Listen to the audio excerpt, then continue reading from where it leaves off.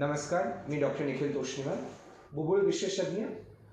Dry eye, त्याची लक्षणं, त्यासंबंधी घेण्याची काळजी आणि त्याचं निदान या संदर्भात एक छोटीशी माहिती आपल्याला देतोय.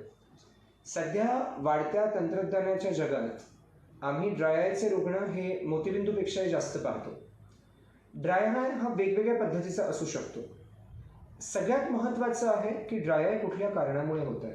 शरीरातील काही कारणांमुळं, काही रोगांमुळे ड्राय आय होतं आहे का, हा डोळ्याचा कोरडेपणा किंवा शुष्कता या बाहेरच्या कारणांमुळे होते, ज्यात स्क्रीनचा वापर झाला, कॉम्प्युटरचा वापर झाला किंवा वातावरणाचा बदल झाला, ॲलर्जीच्या गोष्टी झाल्या. या वेगवेगळ्या घटकांमुळे, जे पर्यावरणातील घटक आहेत, ज्याला आपण एक्सटर्नल फॅक्टर्स असं आमच्या भाषेत म्हणतो, त्यामुळे होणारी ड्राय आय हे खूप महत्त्वाचं आहे.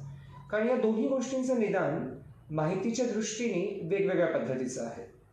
शरीरातील ड्रायनेससाठी वेगळ्या पद्धतीच्या तपासण्या असतात. डोळ्याचे डॉक्टर, ड्रायनेस स्पेशलिस्ट हे त्यात वेगवेगळ्या पद्धतीच्या मशीन्सनी तो तपास करतात आणि एक वेगळ्या पद्धतीचा ट्रीटमेंट प्रोटोकॉल देतात.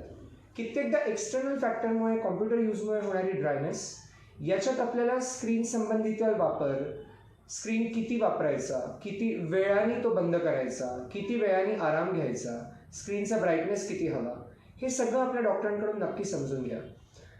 80% 90% ड्रायनेसमुळे येणारे सिम्पटम्स किंवा लक्षणं आपण ही सुधारू शकतो केवळ 1 ते 2 ड्रॉप्सनी आणि मलमांच्या आधारावर.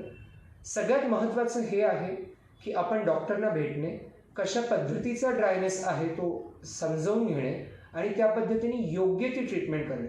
कारण माहीत असल्याशिवाय केवळ ऑफ द काउंटर ड्रग्स किंवा माहिती आहे माझ्या मित्रांनी किंवा नातेवाईकांनी वापरलेला ड्रॉप वापरत राहणे, याच्याने कित्येक केसेसमध्ये ड्रायनेस बळावू शकतं, वाढू शकतं. त्यामुळे योग्य तो सल्ला घ्या आणि कारण शोधून मगच ड्रायनेसची ट्रीटमेंट घ्या. धन्यवाद.